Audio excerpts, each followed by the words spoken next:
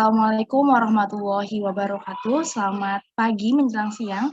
Izinkan kami untuk mempresentasikan menggunakan bahasa Indonesia ya. Perkenalkan, saya Radina Fasya yang akan mempresentasikan berdua bersama Kak Nadia Karima MKSOS. Kami dari UIN Syarif Hidayatullah Jakarta. Dunia membutuhkan wanita yang kuat, wanita yang akan mengangkat dan membangun orang lain, yang akan mencintai dan dicintai. Wanita yang hidup dengan berani, baik lembut dan ganas. Wanita dengan tekad yang sangat kuat, maka dari itu kami akan mempresentasikan dengan judul Sudut Pandang Islam Terhadap Kerentanan Perempuan dengan Beban Ganda dalam Keluarga pada Masa Pandemi COVID-19 di Kota Depok. Next. Pandemi COVID-19 menyebabkan kehidupan di dunia mulai berubah dan memberikan dampak ke seluruh aspek ekonomi, politik, sosial, budaya, dan sebagainya. Bahkan hampir merubah banyak kebijakan-kebijakan demi keberlangsungan hidup manusia. Salah satunya adalah kebijakan untuk tetap tinggal di rumah yang membuat seorang anak harus mengenyam pendidikan di rumah. Seorang ayah harus bekerja di rumah, dan tentu saja seorang ibu pun seperti itu. Ibu menjadi penuh kebermaknaan di mana seorang perempuan sebagai ibu memiliki beban ganda yang apabila diperhitungkan akan lebih banyak posisinya dibandingkan seorang laki-laki. Seorang laki-laki itu selaku ayah di rumah, kepala keluarga gitu ya. Seorang perempuan ini harus bisa menjadi guru bagi anak-anaknya.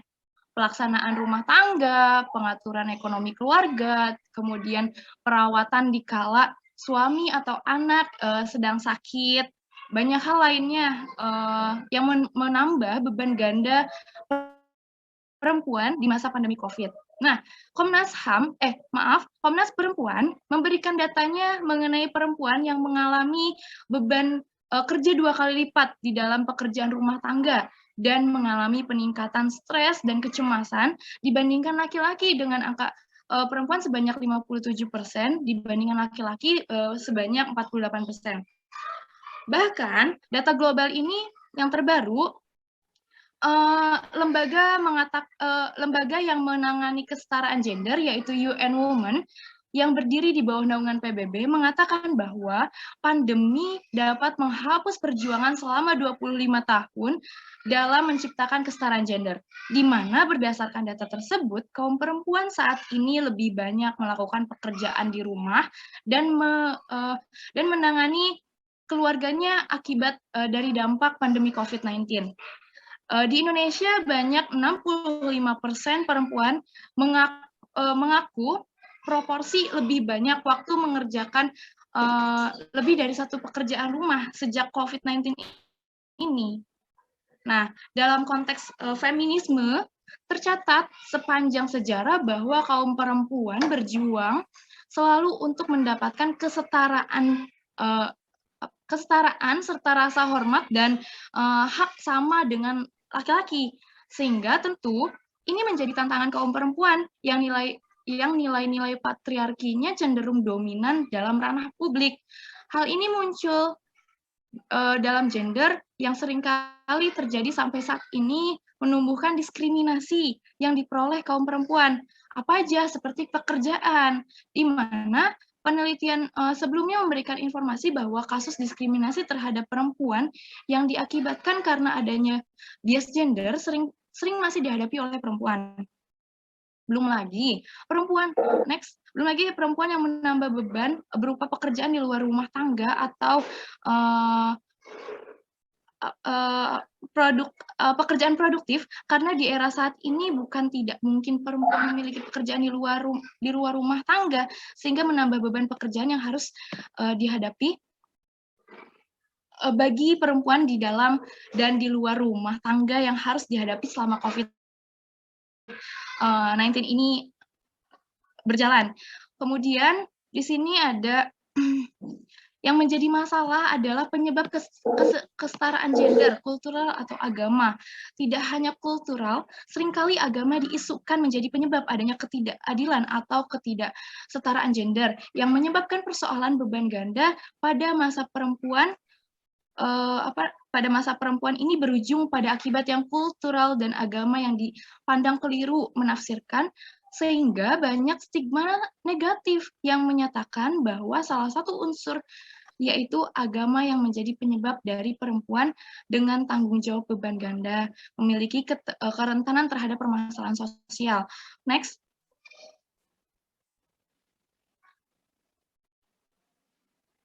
Nah, androsentrisme, patriarki, dan seksisme menjadi warna dalam wacana dan sejarah agama. Hegemoni, paham, dan kultur agama termasuk dalam agama Islam yang dianggap androsentris, seksisme, dan patriarki dianggap menjadi potret perempuan menjadi muram, bahkan menjadi tidak terwakili. Sejarah agama menjadi lenyap ketika suara atau pengalaman serta kepentingan perempuan menjadi terpinggirkan dan proses formulasi kepercayaan agama, bahkan agama menjadi seolah-olah adalah wilayah otoriatif laki-laki yang menjadi subjek otonom. Sementara perempuan menjadi objek yang tidak memiliki kekuatan untuk membuat tawar-menawar paham agama yang pada akhirnya menyebabkan perbedaan gender yang menjadi segregasi gender dan ketidakadilan gender. Nah, oleh karena itu penting melibatkan sudut pandang Islam terhadap kerentanan perempuan dengan beban ganda pada keluarga. Next.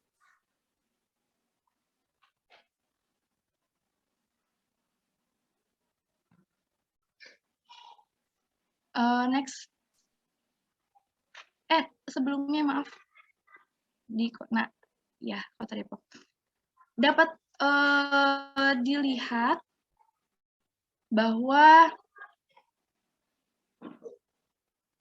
di Kota Depok ini berdasarkan letak geografis, Kota Depok memiliki lokasi yang sangat strategis karena diapit oleh kota besar yaitu Kota Jakarta dan Kota Bogor. Karena hal tersebutlah yang menyebabkan Kota Depok semakin berkembang dengan pesat yang beriringan dengan meningkatkannya kemajuan jaringan transportasi yang sudah sinkron dengan kota-kota besar lainnya, sehingga merupakan pusat pemerintahan yang memiliki perbatasan langsung dengan wilayah daerah khusus DKI. Kota Depok juga merupakan wilayah penyangga ibu kota negara yang diarahkan agar menjadi kota pemukiman atau kota pendidikan, pusat pelayanan, perdagangan, dan jasa. Next, untuk selanjutnya akan dijelaskan oleh Kak Nadia Karimah. Oke, baik. Mohon maaf, apakah suara saya terdengar? Oke, Mbak. Oke, baik, terima kasih kepada Radina Fasya yang sudah menyampaikan awal mula kenapa kami tertarik untuk mengangkat isu penelitian seperti ini. Nah, kemudian berdasarkan data yang sudah kami rangkum, kami mencoba mewawancarai ada 6 ibu-ibu yang juga selaku bekerja di luar rumah tangga dan di rumah tangga selama pandemi ini.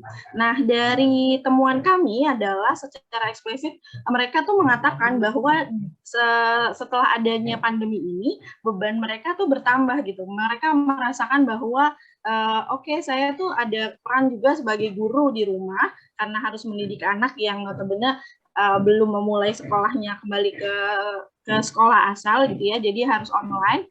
Kemudian juga menjadi paling tidak ibarat istilahnya perawat lah, kalau mereka mengatakan saya jadi dokter juga loh Mbak gitu, karena harus karena ke rumah sakit khawatir malah justru kena COVID gitu ya, jadi harus kalau anak sakit apa mereka menangani gitu. Mereka menyadari itu bahwa mereka ada beban tambahan yang harus mereka pikul ketika COVID-19 ini.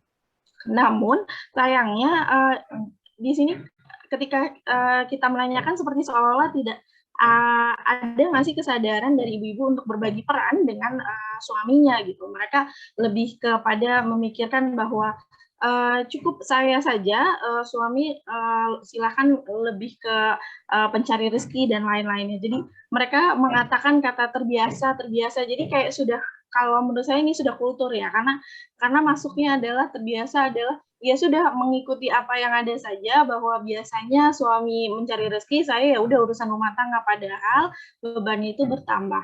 Nah, kemudian ketika ditanyakan apa nggak mencoba untuk bernegosiasi dengan suaminya gitu ya, berbagi peran ibaratnya gitu. Karena peran ganda ini dikatakan kalau ingin mengurangi beban ini adalah dengan berbagi peran tadi gitu. Padahal si ibu ini pun juga rata-rata adalah pekerja yang juga harus bekerja di luar.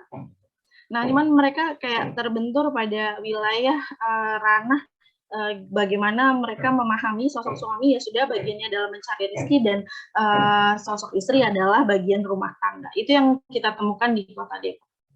Nah, next. Kayak ini, karena tadi saya bilang, mereka mengatakan bahwa ya sudah biasa aja Mbak, nggak apa-apa deh gitu. Walaupun mereka padahal ngakuin, aduh saya capek banget deh gitu. Saya capek karena harus ada tambahan dampingin, tambahan ngurusin rumah tangga, karena kebetulan mereka tidak ada bibi karena COVID kan.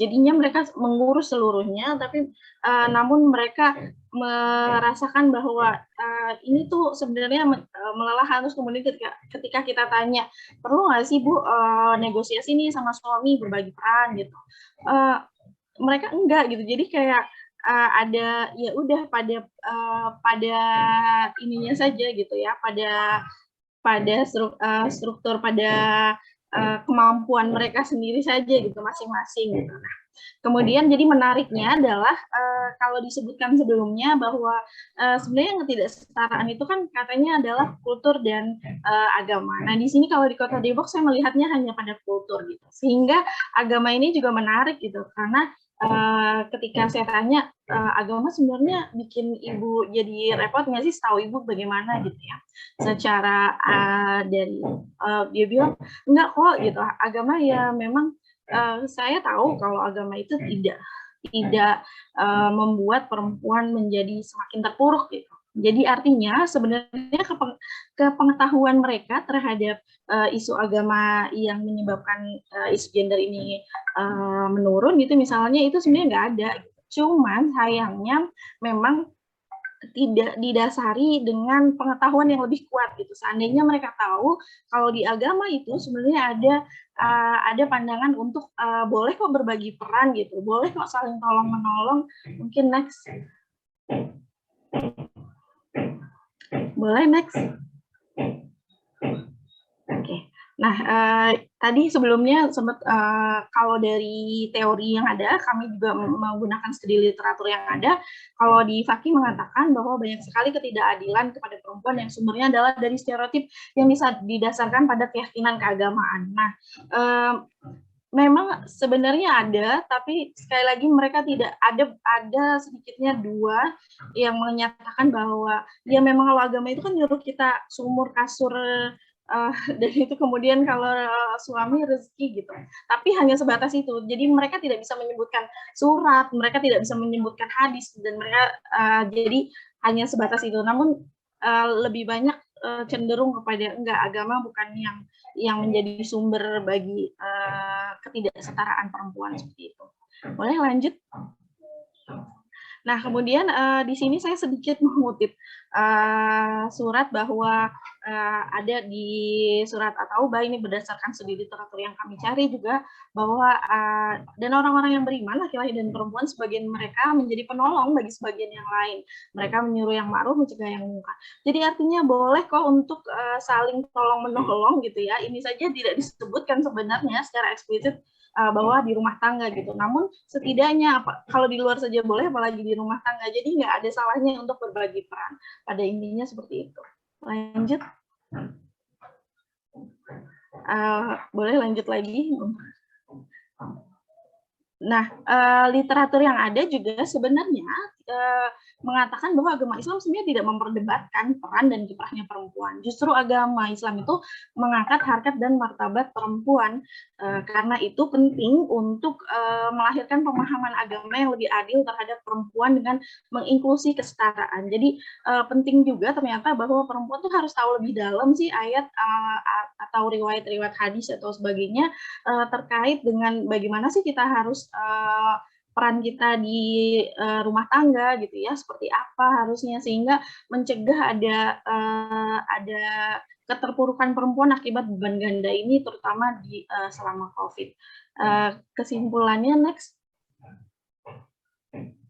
Oke, terakhir ini adalah karena itu penting dibangun untuk pengetahuan kepada perempuan dan laki-laki bahwa Islam memandang pendidikan yang sangat ramah terhadap persoalan pembagian peran yang adil, sehingga perempuan dapat membagi peran adilnya itu kepada laki-laki. Jadi artinya mereka boleh kok bernegosiasi, nggak ada salahnya gitu. Asalkan juga perlu ditambahkan juga nih berarti pandangan agamanya seperti apa. Jadi itu mungkin penelitian singkat kami, kurang lebihnya Mbak Hikmalisa. Terima kasih atas waktu dan kesempatannya. Wabillahi taufiq wal hidayah. Wassalamualaikum warahmatullahi wabarakatuh. Warahmatullahi wabarakatuh. Terima kasih. Lupa lagi namanya. Presentasi dari siapa tadi? Aduh, maaf. Nadia Harima, Mbak. Ya, Mbak Nadia Harima dengan Radina Fasya Tazkiyadina, oke ya. Tentang sudut pandang Islam terhadap kerentanan perempuan dengan beban ganda dalam keluarga pada masa pandemi COVID-19 di Kota Depok. Isu ini saya rasa memang pasti akan terus bergelia ya, masih menarik untuk dikaji bagaimana, karena kita tahu banyak sekali kelompok-kelompok yang masih menyaksikan antara agama dan juga nanti kaitannya dengan kesetaraan dan sebagainya gitu. Namun untuk masukkan saja mungkin nanti Mbak Nadia Harisma dan Mbak Radina Fasya eksplor lagi tentang datanya, karena saya rasa tadi partisipannya masih terbatas yang perempuan ya, bagaimana pemahaman keagamaannya itu oleh perempuannya saja gitu. Kemudian kan karena ini mau dilihat dari perspektif Islam, karena jadi saya rasa perlu juga untuk melihat bagaimana pemahaman agama yang dipahami oleh masyarakat Depok itu sendiri itu seperti apa, baik itu perempuannya ataupun laki-lakinya, sehingga nanti bisa dikaitkan dengan idealitas atau yang idealitas yang disampaikan oleh Mbak Nadia tadi ya di akhir itu, yang itu kan idealitasnya seperti apa, tapi realitanya untuk menemukan masalah, urgensi masalahnya mungkin seperti itu, mungkin akan bisa lebih baik lagi kalau itu ditambahkan. Oke, tapi itu sudah sangat menarik oleh Mbak Nadia Harisma dan juga Mbak Radina. Oke, semuanya sudah mempresentasikan papernya masing-masing. Kita sampai di sesi kedua. Saat ini kita akan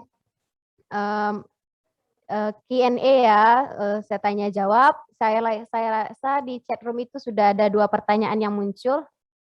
Aduh, mulai kedip-kedip laptop saya bentar. Aduh, kedip-kedip ini laptopku, Mbak. Oh ya. Maaf ya, pinjam bentar. Sudah ada 2 pertanyaan yang ada di chat box ya. Yang pertama itu dari Mbak Sofha Jamil. Itu pertanyaannya kepada Mas Amir. Kaitannya dengan regulasi sosial, kajian Anda menunjukkan bahwa proses interaksi yang terjadi antara anggota keluarga paling tidak dipengaruhi oleh 3 hal. Sumber informasi, tipe keluarga, dan pembagian kerja dalam keluarga. Kajian Anda berhenti sampai di situ atau sampai merumuskan untuk tipe keluarga dengan pembagian kerja seperti apa akan lebih dipengaruhi oleh sumber informasi dari mana atau model apa atau bagaimana?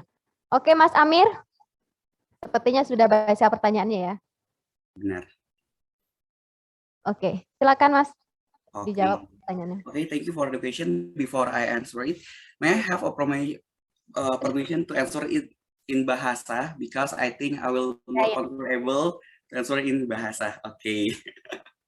Makasih banyak ya pertanyaannya buat Mbak Sofha Jamil mengenai studi saya apakah berhenti cuma untuk memaparkan 3 faktor itu, atau apakah ada analisis lain yang menjelaskan bahwa tipe keluarga seperti apa yang mungkin lebih gampang terpapar sumber informasi seperti apa atau ada pengaruhnya.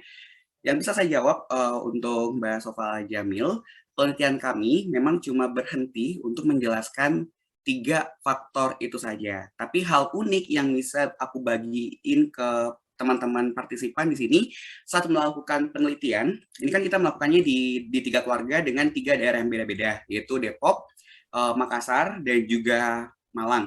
Hal yang unik yang bisa aku sampaikan, di Kota Malang itu ada satu anggota keluarga, jadi bukan satu keluarga, satu anggota keluarga di mana sang ibu, ini dia sifatnya sangat tertutup soal informasi mengenai pandemi COVID-19. Kenapa? Karena di awal pandemi COVID-19, di awal tahun 2020, saat media massa kayak TV, terus juga sosial media, itu gempar-gemparnya memberitakan itu, dia ngerasa bahwa ada perubahan emosional yang terjadi dalam diri dia, dan dia ngerasa bahwa dia lebih parnoan sama pandemi COVID-19. Akhirnya karena dia ngerasa seperti itu, dia malah menghindari informasi soal COVID-19 dan memutuskan berpindah dari televisi menjadi koran saja. Karena koran sumber informasi soal pandemi COVID-19 itu lebih lambat dibandingkan TV yang selalu memberikan informasi soal COVID-19. Dari sini, saya bisa menyampaikan bahwa belum penelitian kita tuh nggak sampai sejauh itu mengklasifikasikan tipe keluarga apakah tipe keluarga ini mempengaruhi sumber informasi. Karena kalau kita lihat dari 3 keluarga yang kita amati, 2 keluarganya itu tipenya nuclear family dan satunya itu extended family dari segi struktural, dan pola asuh semuanya menggunakan pola asuh demokratis. Dan semua informasi yang kita dapatkan dari in-depth interview sama pun observasi dan studi literatur itu belum bisa menjawab apakah ada tipe keluarga khusus yang memang dia bakal mendapatkan sumber informasi yang seperti apa. Tapi ada bagian-bagian dalam keluarga yang dimana itu bisa mempengaruhi dia dalam pemutusan pengambilan sumber informasi. Kayak kasus yang ada di Malang. Akhirnya karena sumber informasinya cuma dari koran, sedangkan ayah, anak-anaknya ini sumber informasinya dari media sosial yang lebih cepat perputaran informasinya. Saat mereka diskusi, bakal ada pola-pola interaksi yang berbeda antara dengan keluarga yang lain, dan pola-pola interaksi inilah yang nantinya akan membentuk sebuah peranata sosial di keluarga saat pandemi COVID-19, khususnya peranata soal kesehatan. Mungkin seperti itu yang bisa aku jawab buat Mbak Sofa Jamil. Mungkin kalau teman-teman tertarik untuk studi lebih lanjut nih, mungkin bisa dilakukan. Thank you. Jadi bahan untuk studi lanjut ini dikembangkan, dan saya juga rasa di daerah-daerah lain mungkin pasti punya keunikannya masing-masing yang selain ditemukan oleh Mas Amir William. Mbak siapa tadi yang menanyakan? Mbak siapa namanya? Mbak Jamil. Oke, Mbak Jamil, oke? Ya Mbak, terima kasih banyak. Maksud saya kalau itu sudah ada ukurannya, itu kan bisa dijadikan pedoman apabila terjadi krisis-krisis yang lain. Atau ada situasi di mana pemerintah harus mengedukasi masyarakat. Itu kan jadi kelihatan kan polanya seperti apa, dan pemerintah bisa to the point gitu. Agar tidak meraba-raba bagaimana untuk terikat dengan masyarakat itu. Terima kasih Mas Amir jawabannya. Sukses ya. Bisa kolaborasi di Mas Jamil sama Mas Amir nanti nih. Oke, pertanyaan berikutnya ini masih dari Mbak Jamil, dari Mbak Jamil ya ini ya. Tanya nomornya yang kelihatan di sini. Untuk Mbak Trias apa sudah mengetahui pertanyaan ini Mbak? Mbak Trias masih bersama kita? Mbak Trias enggak ya? Oke, skip dulu ya sementara. Next. Kalau ada yang mau bertanya secara langsung, silakan raise your hand and secara langsung bisa nanti berdiskusi dengan para presenter. Ya Mbak, saya maaf baru. Sudah baca pertanyaannya kan Mbak ya?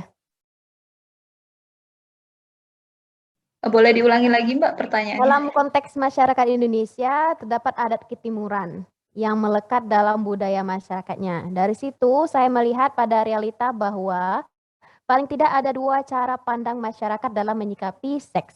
Untuk masyarakat yang masih memegang adat ketimuran, mereka cenderung memperlakukan seks sebagai sesuatu yang tabu. Jangankan untuk sampai pada tahap kepuasan, mereka bahkan malu untuk sekedar mencari tahu terkait seks. Yang kedua, masyarakat modern yang lebih terbuka secara komunikasi, yang memperlakukan seks sebagai sebuah kebutuhan layaknya kebutuhan biologis, seperti layaknya haus dan lapar, sehingga mereka lebih bisa mendeskripsikan apa yang mereka inginkan terkait seks.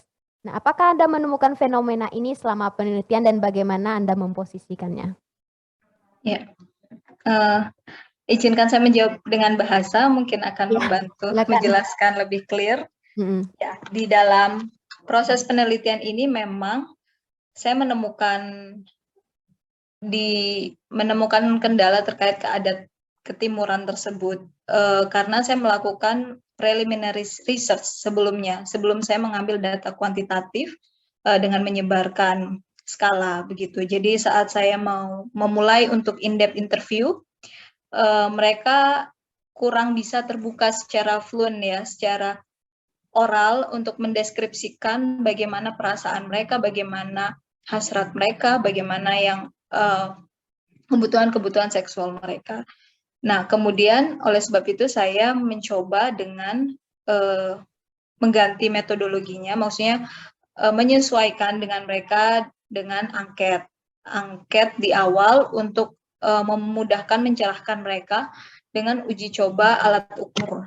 Kemudian setelah saya mendapatkan feedback yang baik dan saya pikir itu data yang cukup untuk saya mengambil data penelitian secara menyeluruh, makanya saya menetapkan dengan cara skala karena mungkin mereka prefer untuk karena di-keep untuk diri mereka sendiri begitu. Mereka tidak harus menjelaskan bagaimana kebutuhan seksual kepada orang lain dengan tatap muka begitu. Jadi masyarakat Indonesia ya yang saya temukan dan pahami memang masih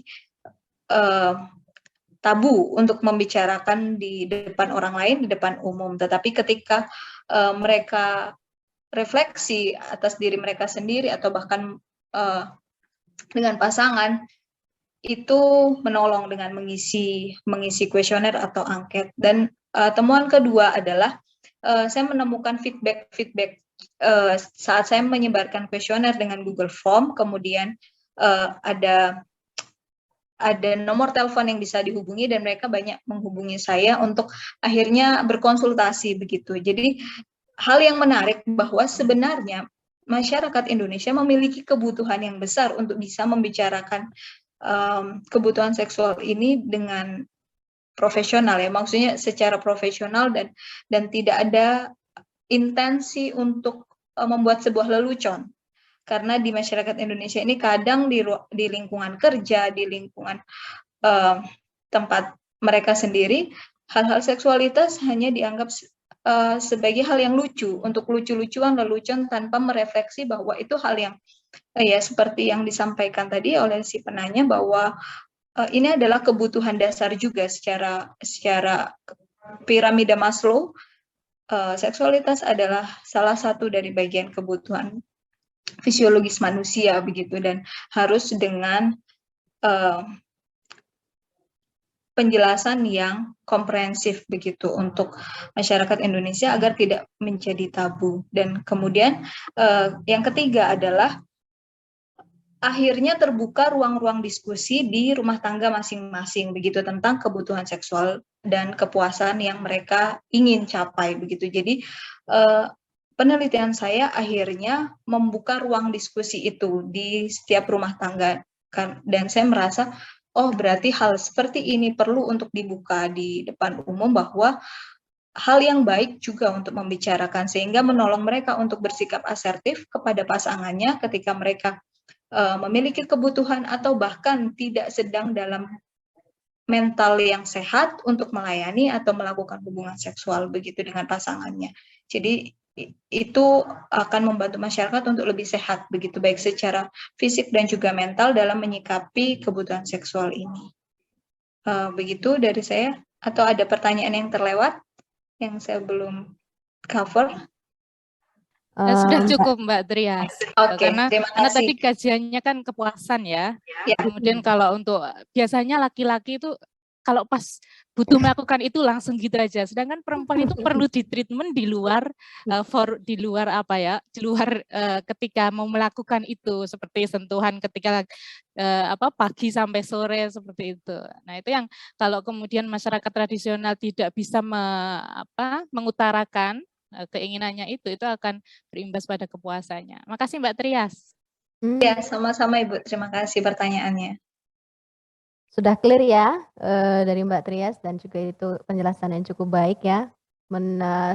Risetnya Mbak Trias justru nanti menjadi diskusi, jadi ruang diskusi baru bagi para ibu-ibu itu kemudian mengenal, iya nggak sih saya puas selama ini gitu kan. Jadi mempertanyakan akhirnya juga nanti akan berdiskusi dengan suami.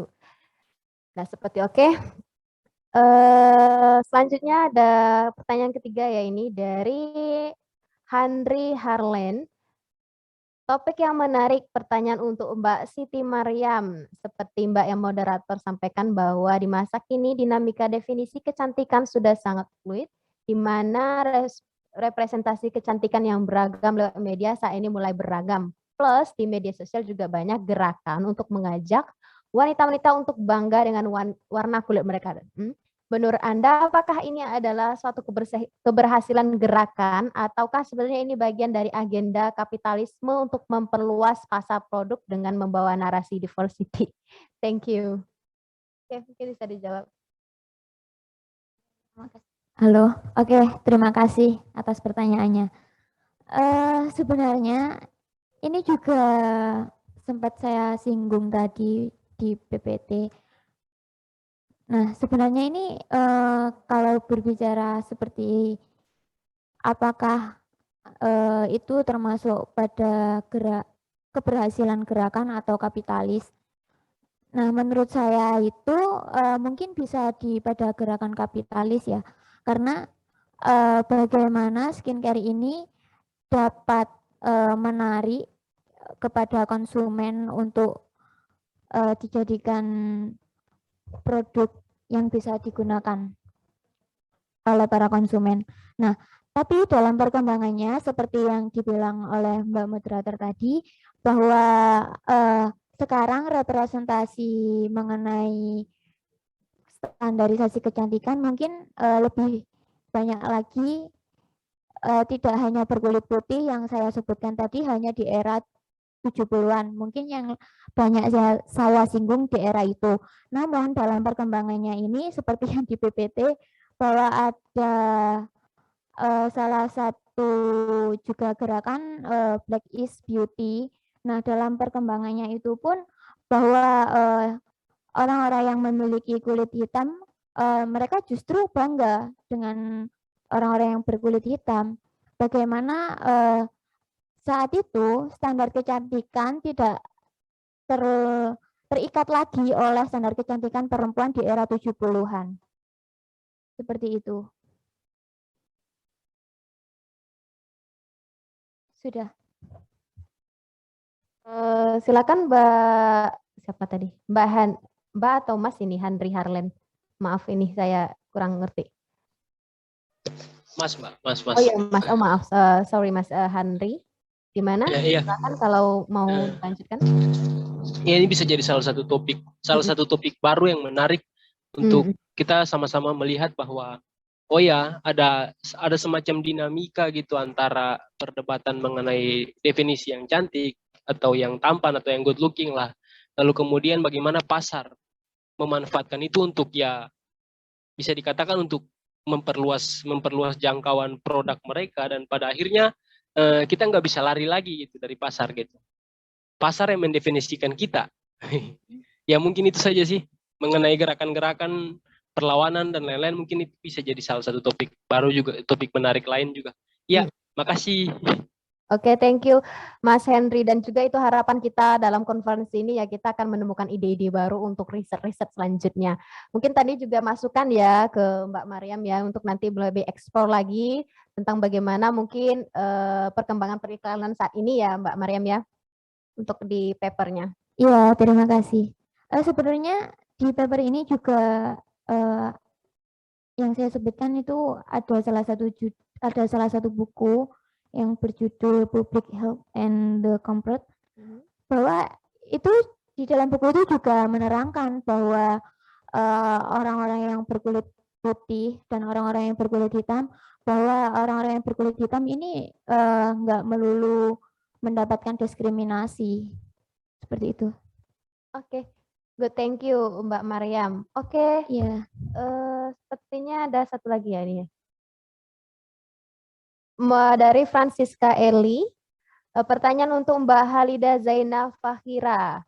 Based on your presentation, mengatakan kalau anggota keluarga bisa mengakses informasi tentang COVID-19, even anak pun juga dari berbagai media online. Namun seperti yang kita ketahui bahwa informasi tentang COVID seringkali tidak sesuai dengan fakta yang ada, alias masih banyak hoax yang simpang siur di berbagai platform media.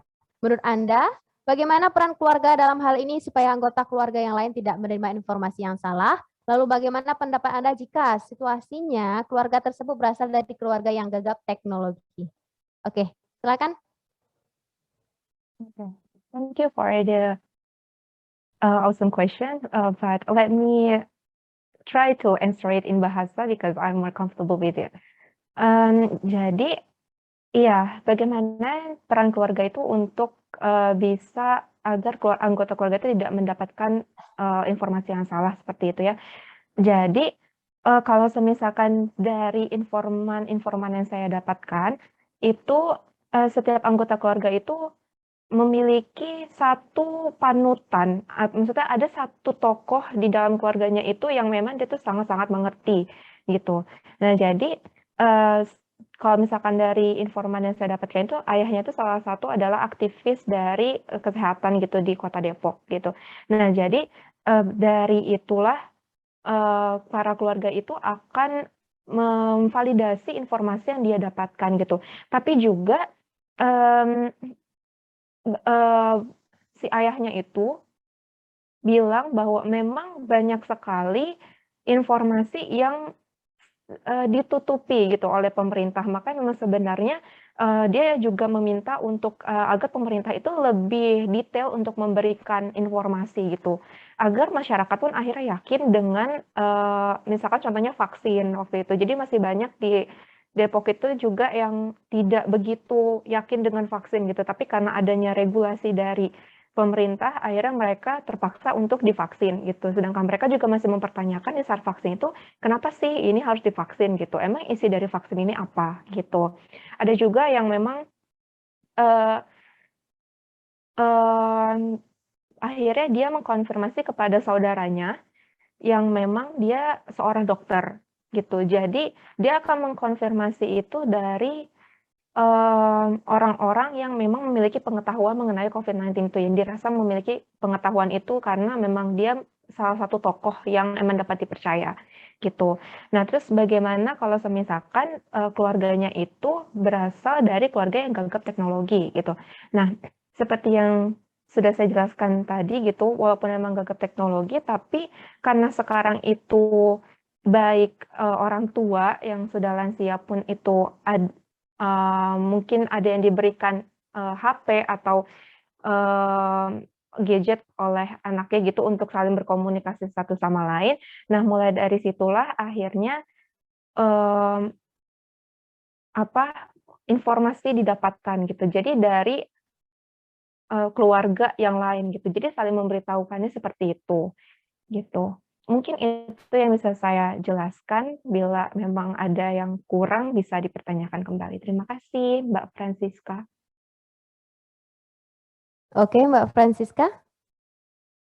Kita masih ada pertanyaan lagi nih di bawah. Oke, next ya. Ini dari Mas Bagus Prayogi. Pertanyaan untuk Mbak Siti Mariam. Wah, Mbak Siti Mariam lagi nih. Saya mendengar bahwa adanya pergeseran perspektif mengenai perempuan dan wanita. Pertanyaannya, apakah adanya relasi kuasa terhadap pergeseran perspektif perempuan dan wanita tersebut? Oke, silakan Mbak.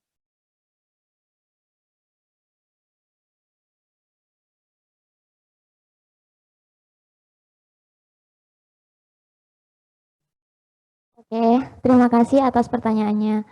Mengenai relasi antara perempuan dan wanita, begitu ya, Mbak? Enggak, konsep perempuan dan wanita. Oh, konsepnya. Iya. Kalau mengenai itu, dari paper saya kemarin, bahwa mengenai perempuan dan wanita, itu ada pergeseran di KBBI, dan saya ambil dari di era 70-an.